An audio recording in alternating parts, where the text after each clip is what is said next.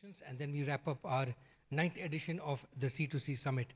So the first panel is going to be on rural empowerment. May I ask those panelists to please come up here, and the moderator. The second panel is network portfolios, and the third one after that is national digital strategies. The final closing addresses will be at about 4:10. We hope to finish by about 4:40, 4:45 or so, so you get an early evening. Some of you have travels going back home, so we want to give you enough time to do a bit of last networking before you leave. So our first panel now for the post-lunch session is on rural empowerment. This is a topic which came up many times in the morning sessions today as well as yesterday. And I want to invite Kadambara, Jack, Morenikeji, Rakesh, and Augustino to get ready to come up on stage. So the theme of this panel is what are some different mechanisms of increasing rural access, making affordable access more possible in rural areas, especially the remote rural areas. We heard lots of very interesting examples of how perhaps satellite and sharing agreements and different kinds of other kinds of business models could come into play here. So I'm going to invite Kadambara Maita to please come up on stage. She's going to be anchoring this panel. She's the co-founder and CEO of Kollekta Africa. Some of you may remember her from last year. She was also at our summit last year in Zanzibar, and she was earlier with Tigo, I believe. Yes, that's right. So Kadambara, please have a seat. Big round of applause, please, for our moderator, Kadambara Maita. And joining her is going to be Jack Soames, Group Commercial Director, Helios Towers. Jack, please come up and join the stage. Also with him is Morenikeji Aniye, founder and CEO of Hotspot Networks Nigeria. Please come up.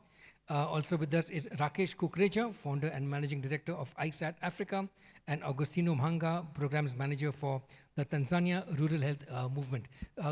Can I ask you to sit in the sequence of the names here? So I think, yeah, you're already there. Jack, Morenikeji, waiting for that. Rakesh and Augustino. Oh, fantastic. Great. We're good. We're good. Okay. So without further ado, I'm going to hand it over now to Kadambara, who's going to take us through the next 45 minutes of a very engaging session. Big round of applause, please, for our afternoon panel. Hello, everyone. Am I tall enough for this? Hi, everyone. Is this a lunch effect? Hello, everybody. Ah, thank you. Just a bit more. Hello. I'm going to make you dance up and do the Macarena because I got the power and I can abuse you all. Yeah? Got the mic.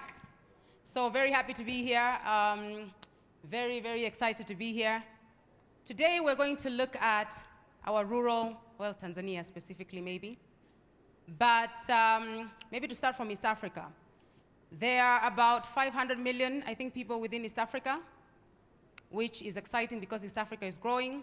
However, only 36% of those people are connected, which is quite shocking in terms of statistics, right? And then when you come down to Tanzania, we have about 63 million people, and about for data penetration, data connectivity, only 32% roughly across all the OPCOs are connected. I will not cite the mobile numbers because they seem a bit too high, but that's the realities that we are looking at. And majority of the unconnected, obviously, are marginalized communities in remote areas. So today, we want to address some of the challenges that they're having and how we can fix it for them. Now, along the day, everyone, my dear panelists, everyone, and Rakesh, by the way, be ready. Because I have the power, I am going to embarrass you today. This is my aim in life. But along the day, people have spoken about technology. We will touch on technology, yes, but I would really like us to put a bit more focus on the people, just so that it's a bit more diverse conversation. Thank you, everybody. So, to start with, maybe Rakesh, if you can start by telling us any use case, anything that you have done in the rural areas, something very specific. Of course, I know, but if you can please share with the audience, and then how that has impacted the people, or how you intend to have that impact the people. Yeah, thank you. Just to give profile that what we do the network as a service, and we expand the networks of mobile operators, and hence we go to the green fields connecting the unconnected people.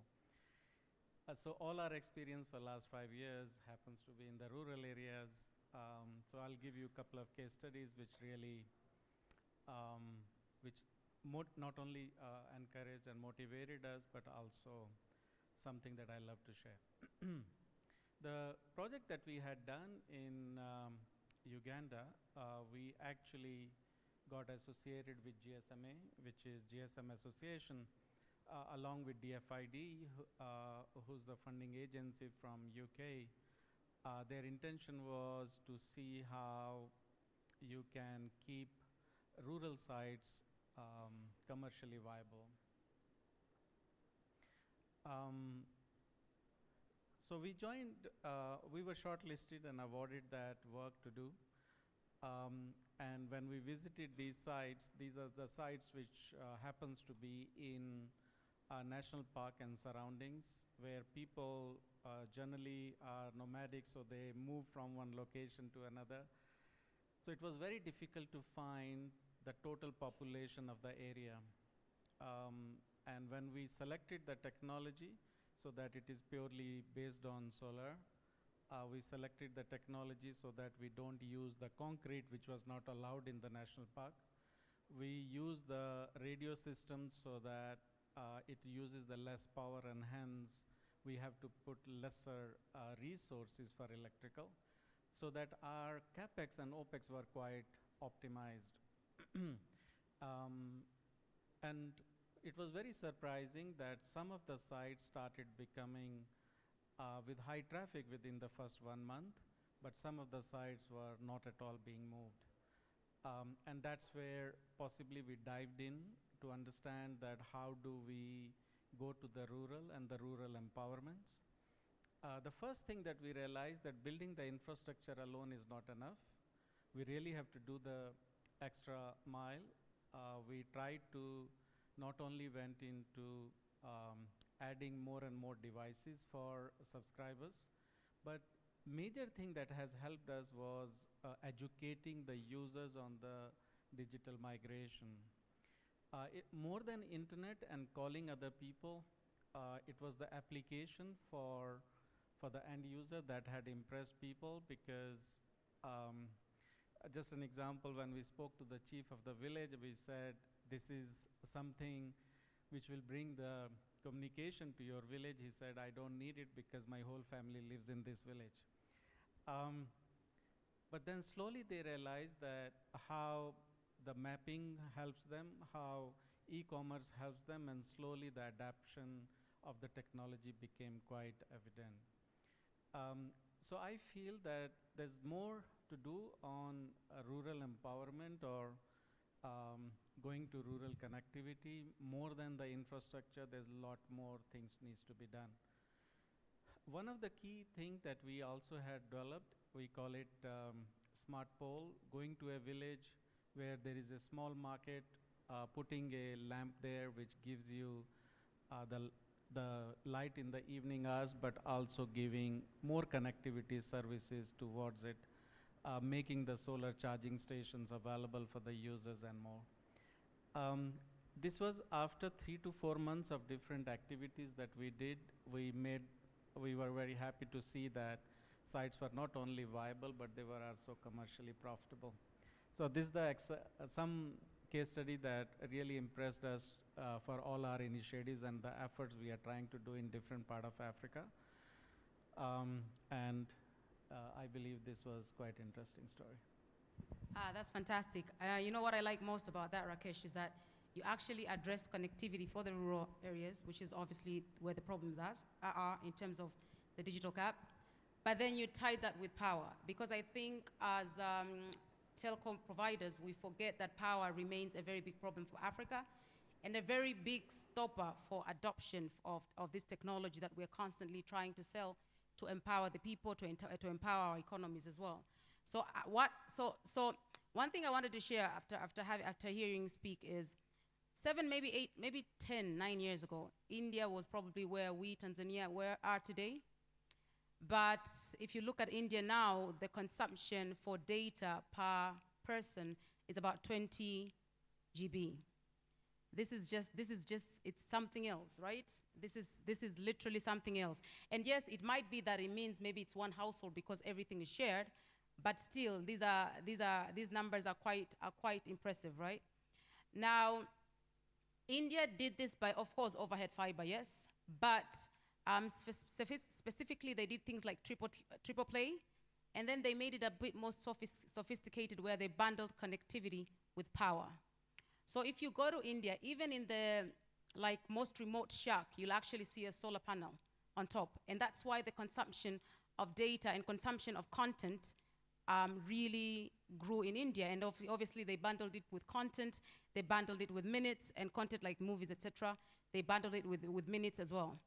And they went as far as making sure that this is actually paid optional, by installment, yes, but paid daily, so you could buy content daily, or you pay over the month. So this is, I think, where we really need to start thinking as Africans. We need to stop just solving the problem of connectivity and address issues like power. And it's only when we do that that we can actually change some of these things that we're trying to change. Jack, would you like to share another case study or just build on that? Yeah, thank you so much. I mean, I would echo everything that that you've both said. I think particularly around when we think about rural deployment, and specifically from where we're coming from, the infrastructure sector, it's vitally important that you think about the entire ecosystem and the challenges that are inherent within that deployment at every stage. So when we think about what Helios does here in Tanzania, you know, we operate around 4,200 sites, cover about 49 million people. And we've been proud partners of the UCSAF Fund in delivering rural deployment in Tanzania over the last 5 or 6 years. We've deployed 290 rural deployment sites so far. We aim to get into 400 by the next 12 months. Now, the reason I flag that is it's through those incentives that we've been able to deliver that, through the financial incentives that are given to operators who then ask us to go and build and operate. But you need to dig deeper into the ecosystem on that deployment. So from infrastructure point of view, you need to start thinking about land. How easy it is to secure land for new sites, how quick it is to get permits, how you can regulate land prices so that ground leases are affordable. The second thing you need to think about is how can we get access to the sites? So how do we incentivize the right road construction build so that we can continue to access the site throughout, and that for the service provider, that build cost doesn't become exponential and too great. You then need to think about how can we start making the site operationally successful. So how can we expand the grid connection in these regions? And Tanzania has been a fantastic example of grid connectivity to rural areas. If you look at the expansion of the grid over the last 3 or 4 years, it has directly targeted rural sites, and you see the population increase in the user subscription around that. It's vital. The final thing I'd like to touch on is how you can further create the right financial incentives that encourage operators and infrastructure providers to deploying rural sites. And a lot of that comes down to the tariffs that you're charging to getting equipment into the country. So we would encourage any policy directors or policy decision makers to really think about that critical infrastructure classifications. And if we can get cheaper generators, cheaper steel, cheaper towers into the country, ultimately we can deploy quicker, more reliably, and more availably. Thank you. You went a step ahead. I like that. Thank you very much. Augustino, would you like to add on to the case study conversation, or would you like us to move on to the... And by the way, we're definitely doing the right things with UCSAF, with a lot of initiatives like on education. We're definitely doing the right things as a country to ensure that we further erase or make this digital gap much smaller. Is there something that you would like to add? As Tanzania Rural Health Movement, we are not the telecommunication company, something in ICT, but we only based in healthcare services. So in rural areas and as well as urban areas. So for this, the topic about rural empowerment, of course, we provide the healthcare services to the to the rural community by using these technological innovations and digital solutions to solve some of the health problems to the community. We have the emergency care services project, So we actually provide the healthcare services as well as emergency care services to the rural communities through the software called Beacon in a collaboration with Trek Medic International from USA. So actually this software has helped a lot the rural communities as it relays in SMS based. So the first responders, for us, we trained the motorbike drivers as well as the community health workers, those who stays in the rural as well as those who is in the urban. So we have this toll-free number. So if someone has an emergency issue, can call, and then we can use this software system to dispatch the information to the community first responders. So this app automatically can help the first responders to locate, treat, and even to transport the casualties to the nearby health facilities. So one of the problems that we faced before we actually use this software, it was the communication problem. You know, the accident occur, you get the alert, but you don't know how you can deploy the first responders automatically, and how the health facilities can be notified if there is a casualty somewhere with this injury and will be there at a particular time.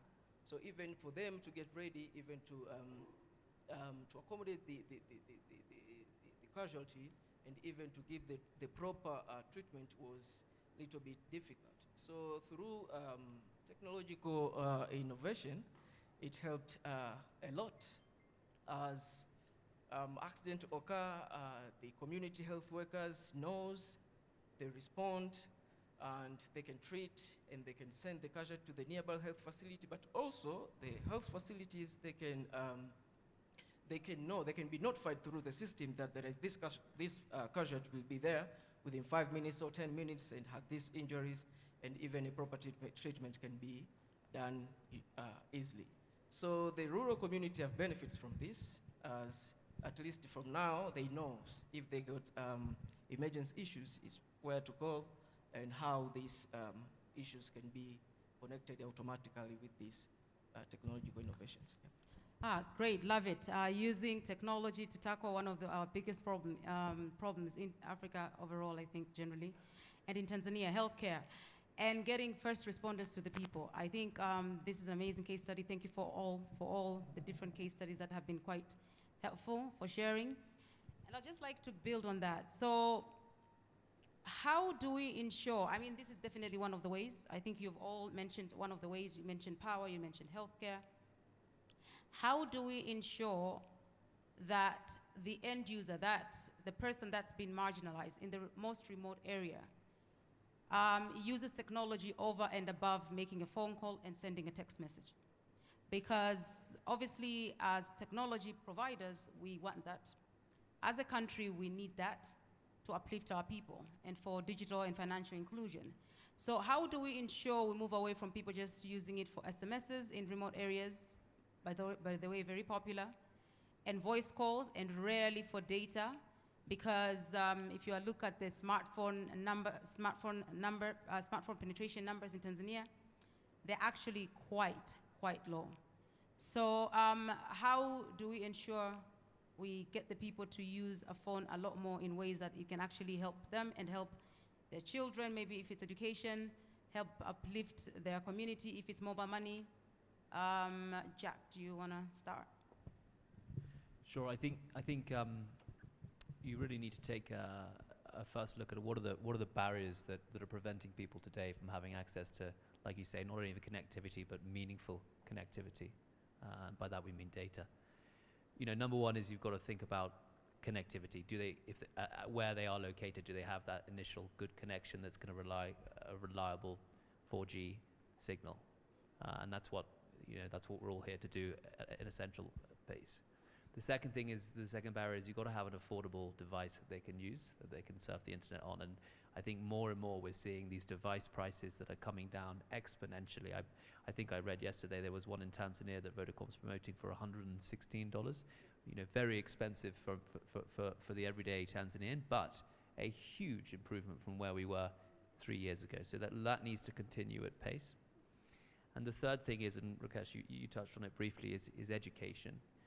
We need to upskill our rural communities so that they can realize and understand the full benefits of connectivity. And part of that is through base education at schools. And I'm sorry to do another plug with Helios, but we roll out ICT labs in rural and remote areas. So we partner with schools, we build ICT labs. We just built one in Zanzibar last year. We're looking to build another one here in Arusha. We provide training to the staff there so they continue to train, and we provide the laptops and the understanding so that we can train over 900 students.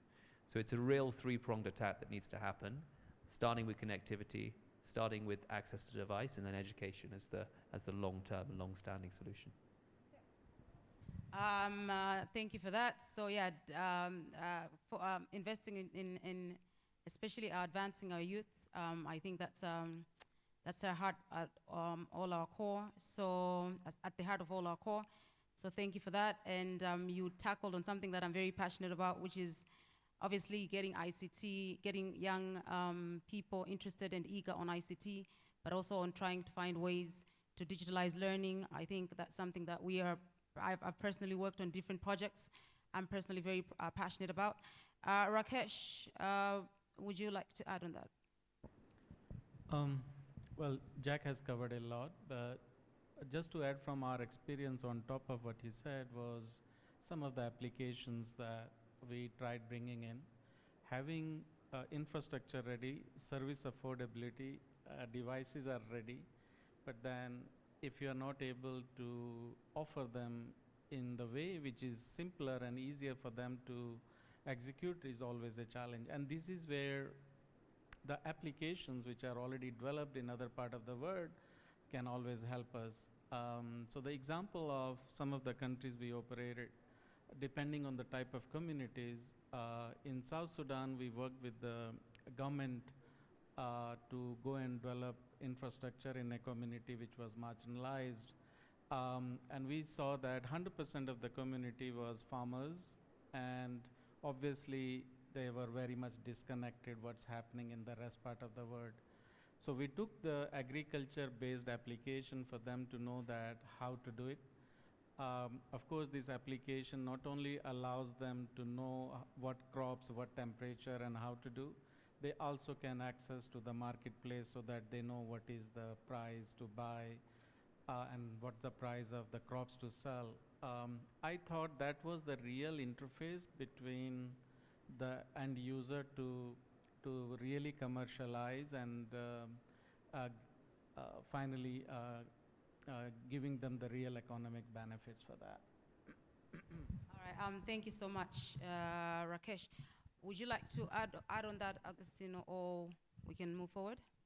I will not go far to my fellow speakers, but I think even to think on how we can localize these applications and technologies to the people that we want to serve, especially in rural community.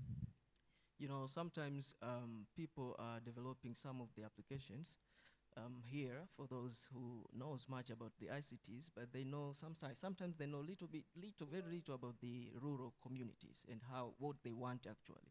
So they find out it is very difficult even to be usable based on their needs.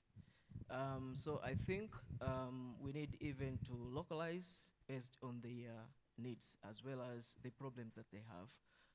I've tried to look on the Google Play, for example, for the issues of agriculture. So you find out a lot of the innovation that have been done there. Sometimes there are things that are done but differently from what they get used in the rural areas. So if they go to make like a research and knowing like, okay, so this is the real problem in these particular areas, these are the issues that they are facing, so that if they build something which is very, very a solution to their problems, it may be very easier even for them to use. For example, in health, there is this modern health, but there is a traditional health. And most of the rural parts, they relies on the traditional medicine. But if you find out even the applications and other innovations which have been built to support the traditional medicine, They are very few, and those who which are there, they're not even reliable to our traditional issues. So sometimes it is difficult even for them to adapt and to use these uh, the digital innovations. Yeah. Fantastic. ICT hubs, digitalizing learning, fantastic stuff. So someone just told me, which I was, right before I came up here, I was very excited about our biggest innovation in Africa, which is mobile money. I think maybe even in the world in the last decade. So I was very excited about talking about this and how it empowers people, you know. It empowers, it includes women and the youth. And then I'd actually like to take, and any of you can jump on this. Do we actually think this is true? Do we think that mobile money empowers everyone, empowers someone who is, let's say, the street hawker who's selling vegetables at the corner of a remote place somewhere under a tree? Does mobile money empower her or him? And if yes or no, why? Anyone can take that on. I'll give you the case study of DRC. When we built the infrastructure in DRC Congo, we realized we were on 1/3 of the revenue that we were expecting to come from that particular community.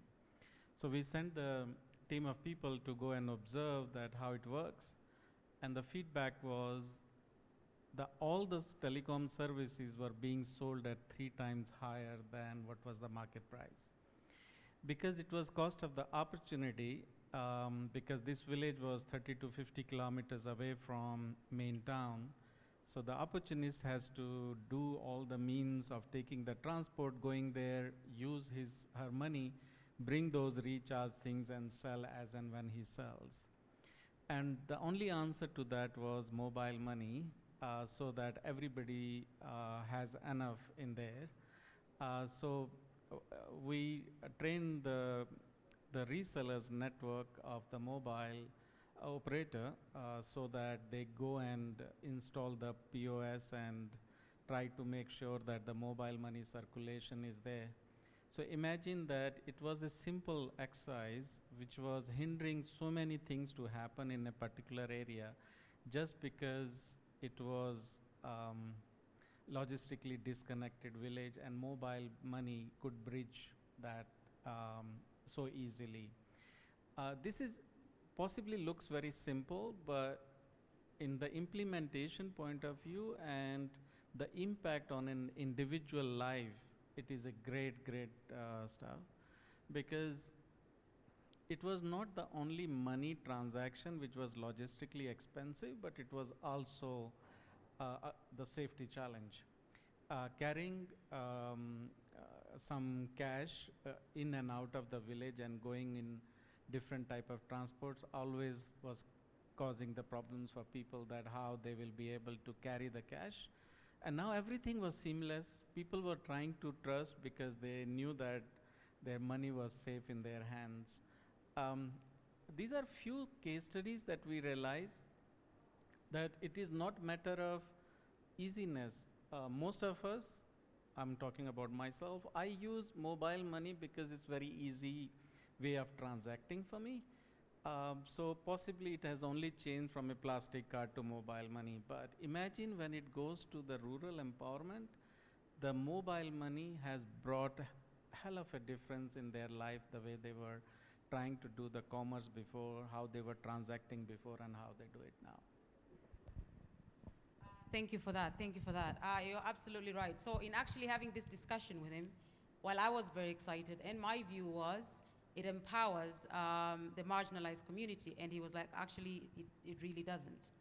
And thank you for mimicking that. And I think sometimes we can be so blind in our own efforts to do all these big promotions and to do all these agendas, and we do these promotions and we say we're empowering people. And we actually forget maybe we're not serving them in the right way, because maybe the price point is not right for them and it's actually not really very useful for them, especially in Tanzania. I believe the price point is actually quite off. So these are some of the areas where we really need to start to continue, actually maybe not start, but to continue addressing, to ensure that when we are creating products for the marginalized community, to empower them, they actually end up having that effect, and not just because we sit behind the desks and do all these numbers and we believe that it is. And coming from a place of a telco space, because I used to work for Tigo and to work for Vodafone, and even for me to have that perception, I think we can all acknowledge that we have a problem here.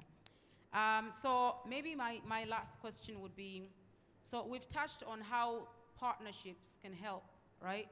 Because we've talked about digitalizing learning, you've talked about the health industry, Augustino. So how could we further enhance or forge very meaningful partnerships to change this, to further bridge that digital divide gap, and maybe to think beyond the sharing infrastructure conversation, because we have milked that conversation, right?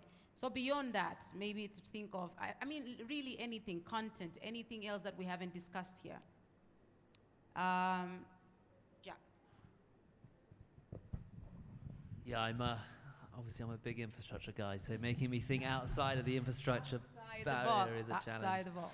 Yeah, I think when we talk about partnerships, for me, partnerships can mean public and private partnerships where there's incentives and there's government mandated schemes that we can get involved in, all around supporting rural development. But I think there's a lot that the private sector can do to partner together as well. Whether that be with partnering with each other's sustainability goals to ensure that both companies are aligned in the same ambition, whether that be a carbon reduction, but increasingly it's around education and digital education.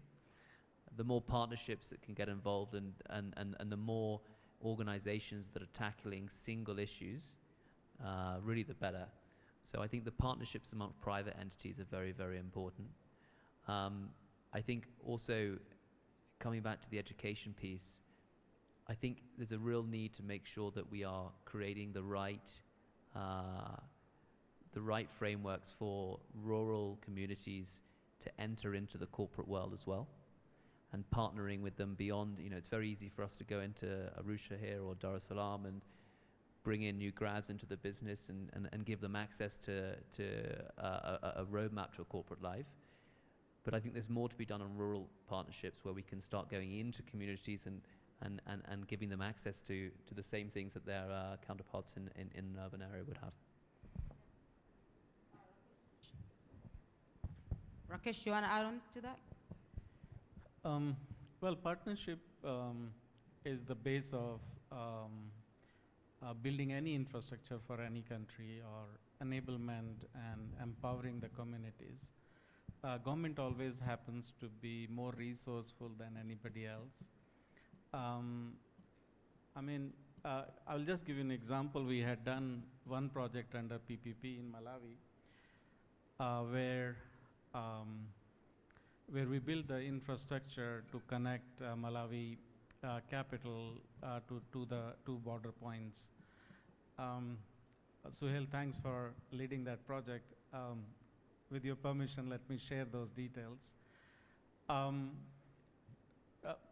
It was the World Bank who brought in some kind of funding so that the fiber can land to Lilongwe, where the cost of per megabit cost was possibly $400 per megabit, and they wanted to bring sub 100. And that only can happen if everybody's stakeholders come together. So Malawian government gave the resources they had. They brought the regulatory body to come along and see all the licenses are aligned. They gave us the place for data center within the secured place, and we invested tens of millions of dollars to take that in there.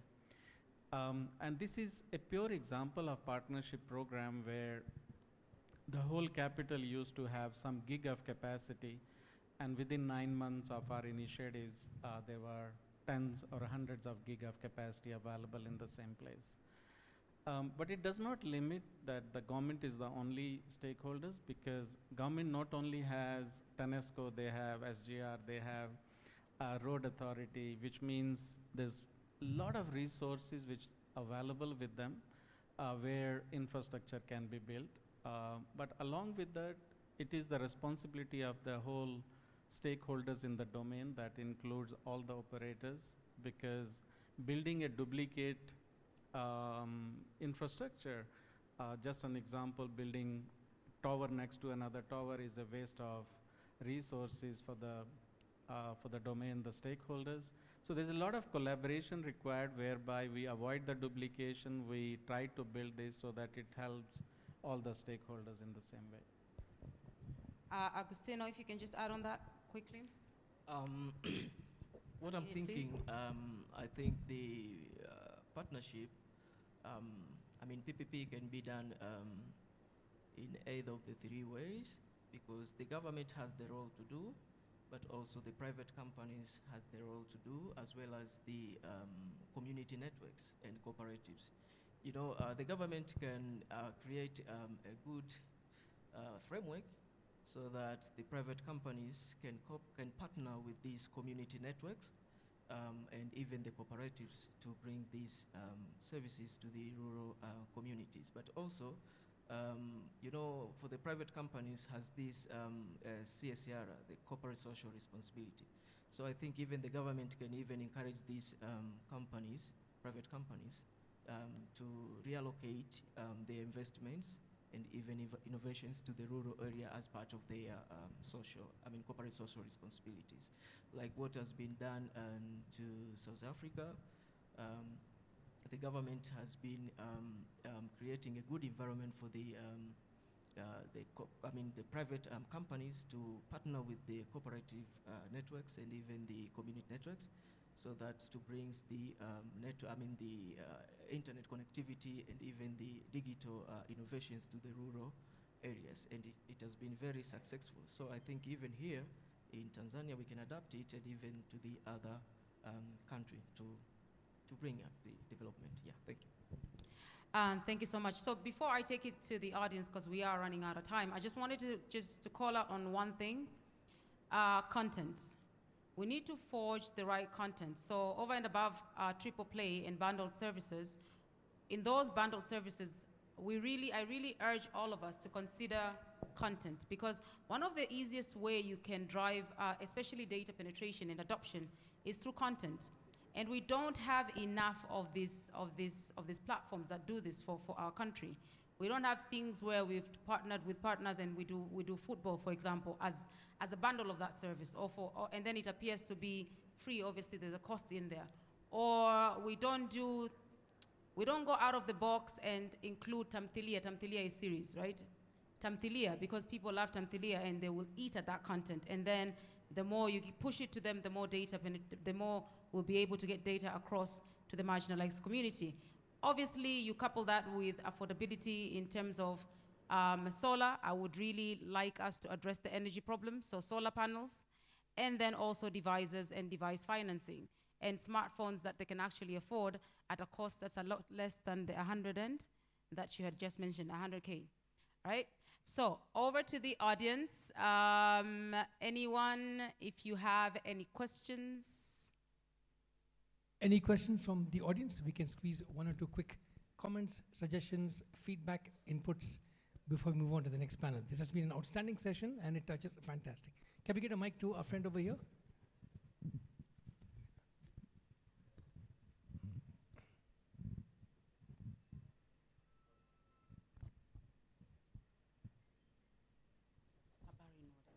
Yeah, try this one.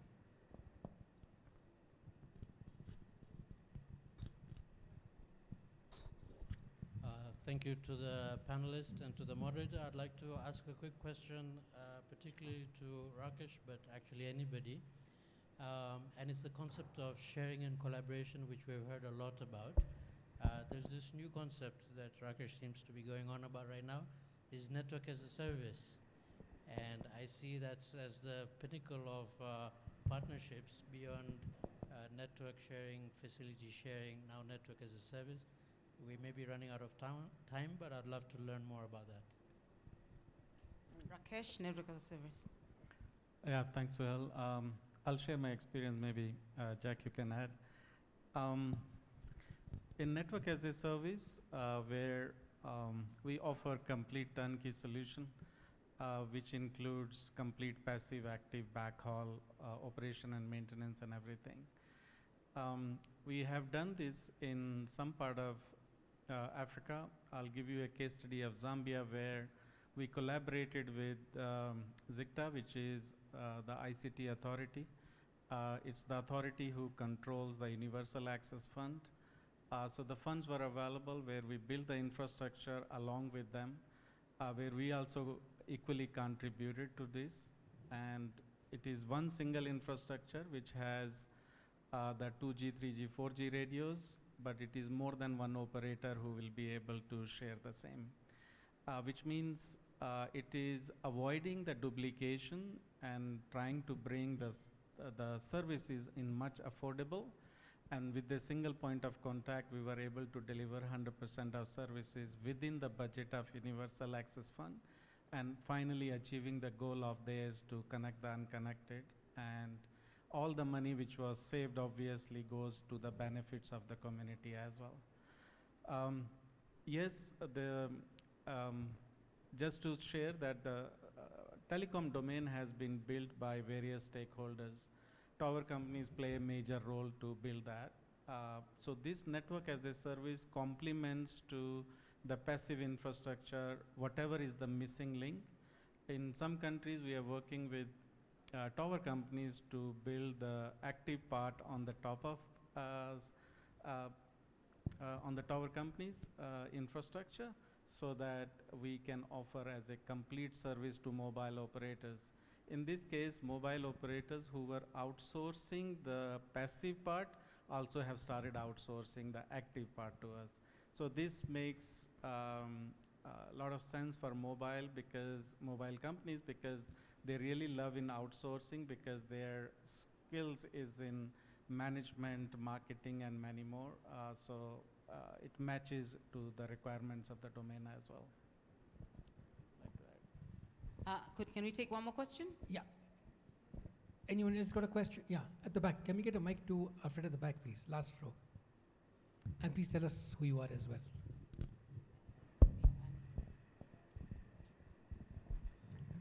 Thank you so much for the opportunity to speak. And more so, thank you so much for the discussion you've had. It's a good one. And I've been forced to raise my hand because Madame there mentioned content, passing content to the mashinani, you know, to everybody everywhere in the rural areas. And me, myself, I do make content.